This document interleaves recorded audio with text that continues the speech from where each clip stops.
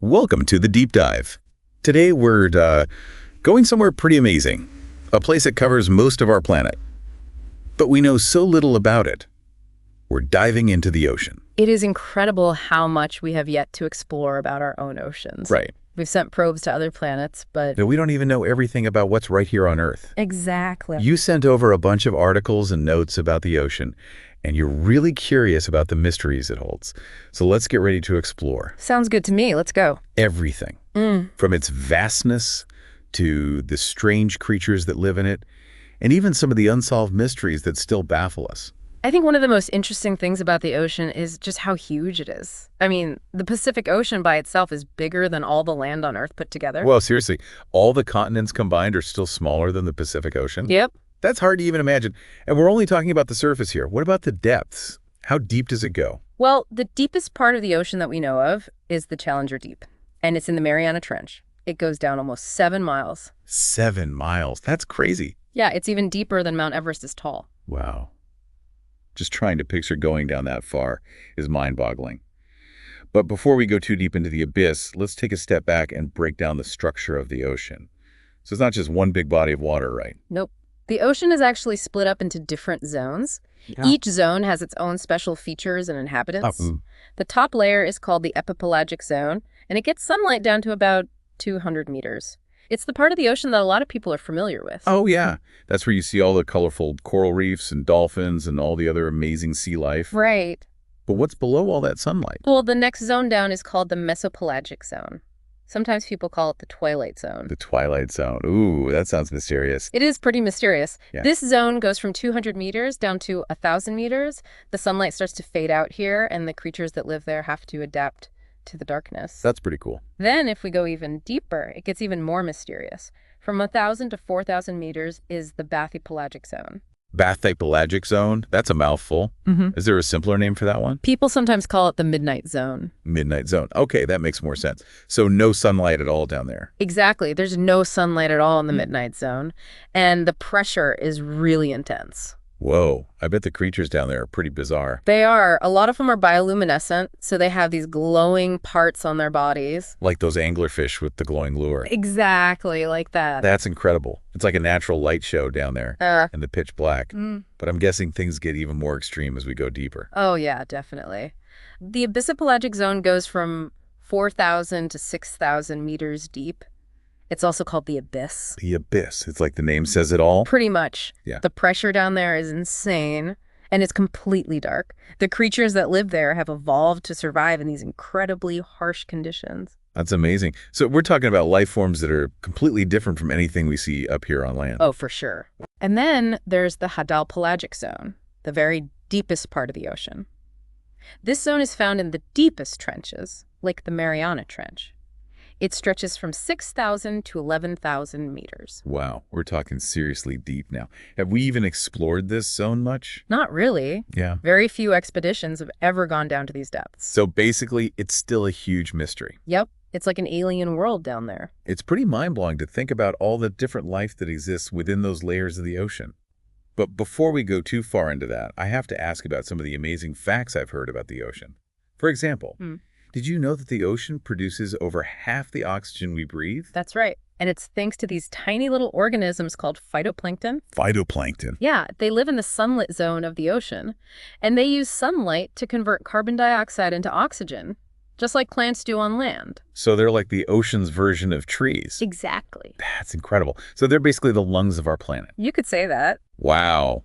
Okay, and this one is mind-blowing to me. The blue whale. It's the largest animal to ever live on Earth, right? That's right. Can you believe it? These whales can grow to be over 100 feet long and weigh as much as 200 tons. 200 tons. That's like the weight of a small airplane. Pretty much. What do they even eat to get that big? Well, it's actually pretty surprising. They mostly eat tiny little creatures called krill. Krill? I thought they'd be eating like giant squid or something. Nope, they filtered these tiny krill out of the water. It's amazing to think that something so massive can survive on something so small. It just shows you how even the smallest creatures in the ocean are super important to the whole ecosystem. Exactly. Okay, get ready for this one. There are underwater waterfalls in the ocean. Yeah, and we're not just talking about currents here. We're talking about actual waterfalls, like the Denmark Strait Cataract. The what? The Denmark Strait Cataract is between Greenland and Iceland. Okay, I've never heard of that before. Basically what happens is cold, dense water from the Arctic flows down over this huge underwater cliff, and warmer water from the Atlantic flows on top of it. So you have these two layers of water. Yeah. And the colder, heavier water just cascades down like a waterfall. Yep. It's an amazing sight to see. I had no idea. Wow. So there are these massive waterfalls hidden beneath the surface of the ocean. That's wild. It really makes you wonder what other incredible things are out there that we don't even know about yet. For sure. The ocean is full of surprises. And sometimes those surprises are mysteries that have been puzzling us for decades, like the Bermuda Triangle. Ah, yes, the Bermuda Triangle. So what's the deal with that? Lost ships, vanishing planes? Is it supernatural, or is there a more scientific explanation? The Bermuda Triangle is a region in the North Atlantic Ocean, and it's been blamed for all sorts of disappearances over the years. Yeah, I've heard all the stories, but what's the truth? Well, there are a lot of theories. One theory is that there are magnetic anomalies in this area. Magnetic anomalies. Yeah, it means that the Earth's magnetic field is a bit wonky in that spot. Okay. And some people think that these magnetic anomalies could interfere with navigational instruments. So ships and planes could get thrown off course. Exactly. That's interesting. Another theory I've heard is about methane hydrate eruptions. Right, that's another popular theory. The idea is that large amounts of methane gas get released from the ocean floor. And that can cause problems for ships. Yeah, if a ship sails over one of these eruptions, it could suddenly lose buoyancy and sink. So it's like the ocean floor just opens up and swallows the ship. Yeah, kind of. It sounds crazy, but it's scientifically possible. Wow. So is that what's really happening in the Bermuda Triangle? To be honest, we don't really know for sure. The Bermuda Triangle remains a mystery. I guess that's part of what makes it so fascinating. It's like a real-life unsolved puzzle. Exactly. Well, let's move on to another mystery. But this one is more rooted in ancient legends, the lost city of Atlantis. Ah, Atlantis. The story of a powerful island civilization that was swallowed by the sea. Yeah, it's a classic tale. But is there any truth to it? Was there ever a real Atlantis? Well, there's no concrete evidence to prove that Atlantis existed, but there's been a lot of speculation about its possible location. Some people think it might have been in the Mediterranean Sea. Others think it could have been in the Caribbean. And some even draw connections to the Minoan civilization. Oh, Minoans. Yeah, they were a Bronze Age civilization that lived on the island of Crete. I've heard of them. They were known for their advanced culture, weren't they? Exactly. They were ahead of their time in many ways, but their civilization eventually collapsed, probably after a volcanic eruption. And some people think that this event might have inspired the story of Atlantis. It's possible. That's really interesting. It's amazing how these ancient myths and legends can sometimes intersect with the real history. Yeah, it really makes you wonder. Okay, let's move on to something that always captures people's imaginations. Sharks. And specifically, the megalodon. That massive prehistoric shark. Oh yeah, the megalodon. Now that was a fearsome creature. It's like the stuff of nightmares. Could something like that still be lurking in the depths of the ocean? Well, most scientists believe that the megalodon went extinct millions of years ago. Okay. But the ocean is so vast, and we've only explored a tiny fraction of it. So there's still a chance, however small, that it could still be out there. I guess you could say that. It definitely adds to the mystery. It definitely does. But let's talk about a more realistic problem facing our oceans today. The Great Pacific Garbage Patch. Right. This isn't a mystery in the same way that the Bermuda Triangle is, but it's definitely something that we need to be concerned about. For those who don't know, what exactly is the Great Pacific Garbage Patch? Basically, it's a huge collection of marine debris, mostly plastic, that's been trapped by ocean currents. How big are we talking here? It's estimated to be twice the size of Texas. Wow. Twice the size of Texas. That's massive. It's a serious problem. It's a stark reminder of the impact that human activity has on the environment. Absolutely. And it's not just an eyesore, right? Mm-hmm. It has a real impact on marine life. Oh, yeah, definitely. Animals can get tangled up in the debris. They can mistake plastic for food. And the chemicals that leach out of the plastic can be toxic to marine life. That's awful. It really highlights how important it is for us to reduce our plastic consumption and be more responsible with our waste. I agree. It's a problem that we all need to work together to solve. Okay, let's shift gears a bit and talk about some of the amazing deep-sea discoveries that have been made in recent years.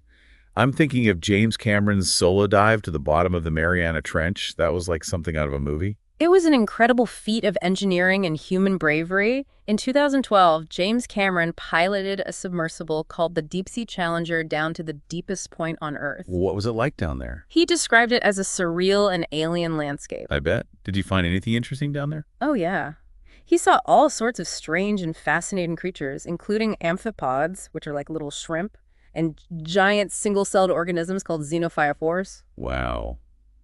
It's amazing to think that life can exist in such extreme conditions. It really is. It shows how adaptable life is. Okay, let's talk about a deep-sea mystery that's a bit more recent. The disappearance of Malaysia Airlines flight MH370. Ah, yes, that was a tragic and baffling event. What do we know about what happened? Well, in 2014, flight MH370 vanished from radar while it was en route from Kuala Lumpur to Beijing. Despite a massive search effort, the main wreckage of the plane, including the black boxes, was never found. So we still don't know for sure what happened to the plane. We have some theories, Oh, but the exact cause of the disappearance remains a mystery. that's so sad. And it's another reminder of how vast and mysterious the ocean can be. Absolutely. But on a more positive note, let's talk about the incredible efforts being made to map the ocean floor.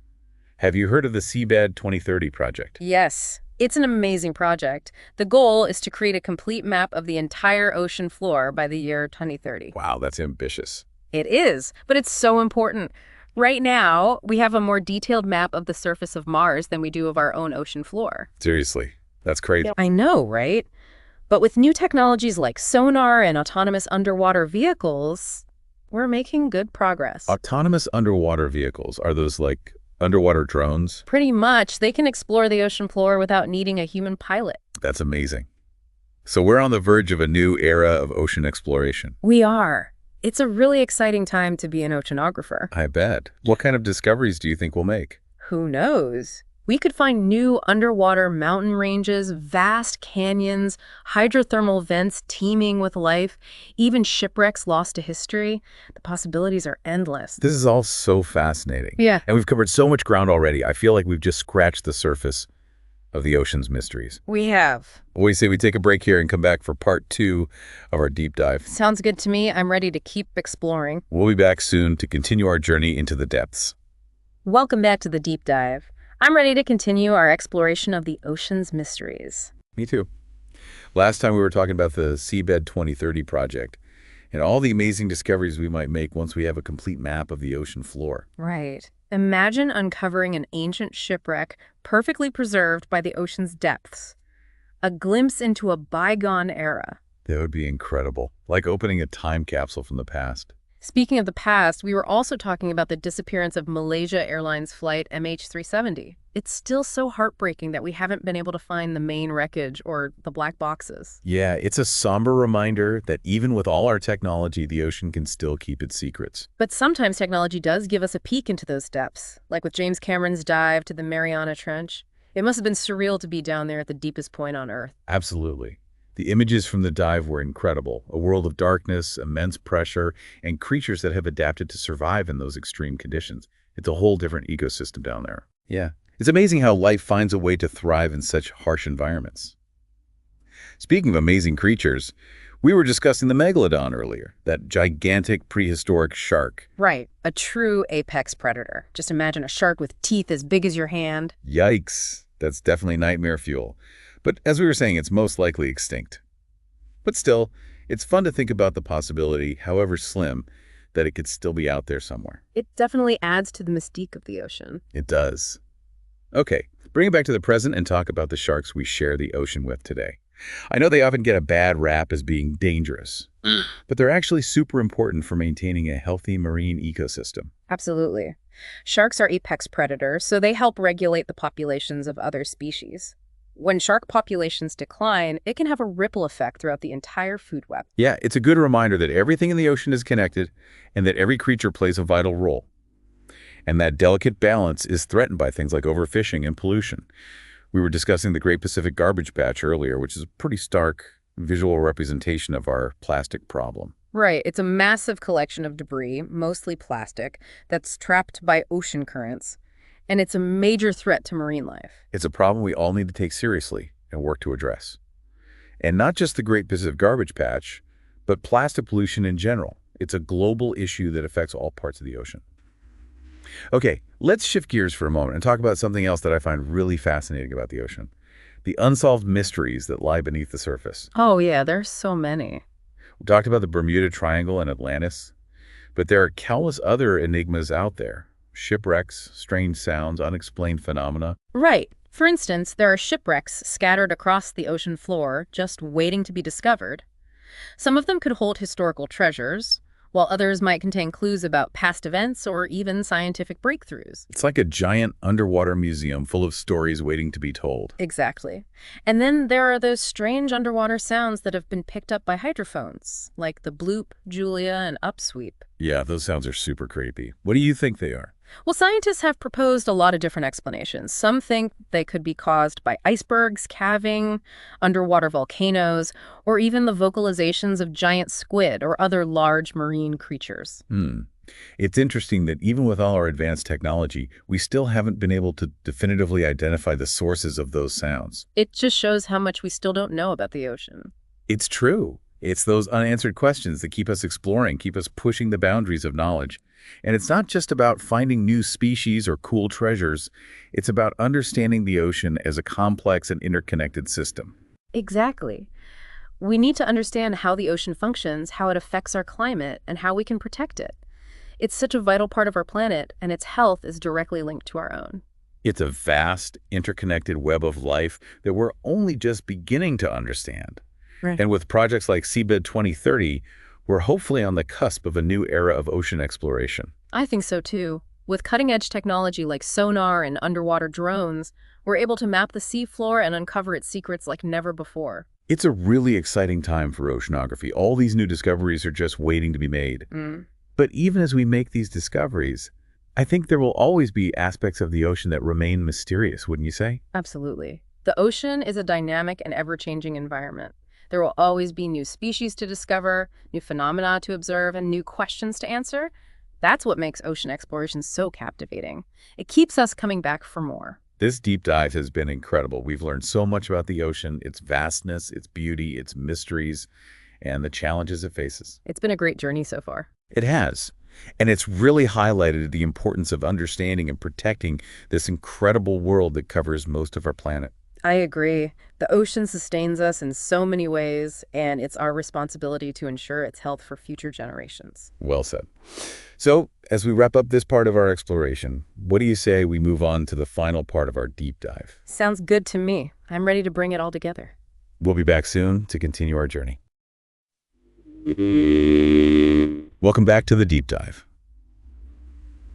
It's amazing how even just talking about the ocean, like we've been doing, leaves you feeling like, wow, there's just so much out there. Yeah, it's humbling, isn't it? It really makes you realize how much we still don't know, how many mysteries are still waiting to be solved. We were just talking about those strange underwater sounds before the break, the bloop, Julia, upsweep. I mean, those things really fire up your imagination. They do, don't they? You start thinking about sea monsters or some kind of secret government experiment, all kinds of crazy stuff. Right.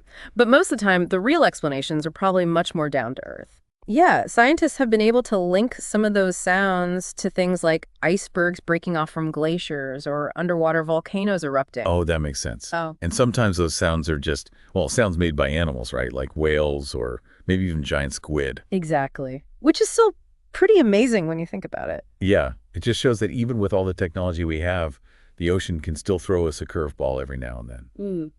But speaking of technology, we've also been able to learn a lot about the ocean's past through underwater archaeology.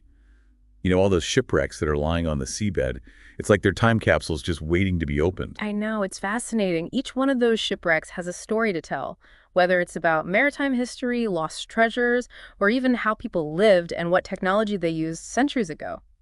And the methods we use for underwater exploration are getting better and better all the time, so we can really start to piece those stories together in a lot more detail. Definitely. We're using things like sonar, remotely operated vehicles, ROVs, and advanced imaging techniques to create incredibly detailed pictures of these shipwrecks and the artifacts they contain. It's like we're becoming underwater detectives, unraveling mysteries from the past.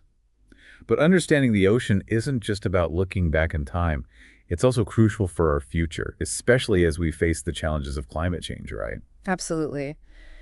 The ocean plays such a huge role in regulating our planet's climate. It absorbs a lot of the carbon dioxide we release into the atmosphere, and it influences weather patterns all over the world. Right. And the more we understand about ocean currents, underwater volcanic activity, and how all the different forms of marine life interact with each other, the better we'll be able to predict and hopefully mitigate the effects of climate change. Exactly. And that's where projects like Seabed 2030 come in.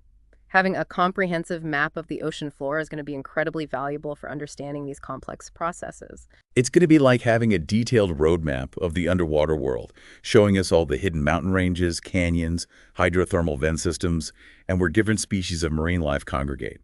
It's a wealth of information that will help us make better decisions about conservation, resource management, and even hazard mitigation. It's like we're putting together a giant puzzle, and each new discovery is another piece that helps us see the big picture more clearly. I love that analogy. It's so true. But even as we make these discoveries and our understanding of the ocean grows, I think there will always be aspects of it that remain mysterious. What do you think? Oh, I absolutely agree. The ocean is a dynamic, ever-changing environment. It's so vast and complex that there will always be new species to discover, new phenomena to observe, and new questions to ask. That's what makes ocean exploration so endlessly fascinating. It's what keeps us coming back for more, keeps us pushing the boundaries of what we know. You know, this deep dive has been amazing. We've explored the ocean's vastness, its intricate ecosystems, the mysteries it holds, the challenges we face, and the incredible discoveries that are yet to come. But if there's one key takeaway that I hope our listeners will remember, it's this. The ocean isn't just a big body of water. It's a vital part of our planet that we need to respect and protect. That's such an important point. The ocean sustains us in countless ways, and it's our responsibility to ensure its health for future generations. So as we wrap up our exploration of the ocean's mysteries today, I hope our listeners will walk away with that sense of wonder we've been talking about, that drive to understand and protect this incredible world. Keep exploring, keep asking questions, and keep sharing what you learn with others. Couldn't have said it better myself. The ocean is full of wonders just waiting to be discovered, and each one of us can play a role in preserving its magic. Thanks for joining us on this deep dive into the mysteries of the ocean. Until next time, keep your curiosity alive and your eyes on the horizon.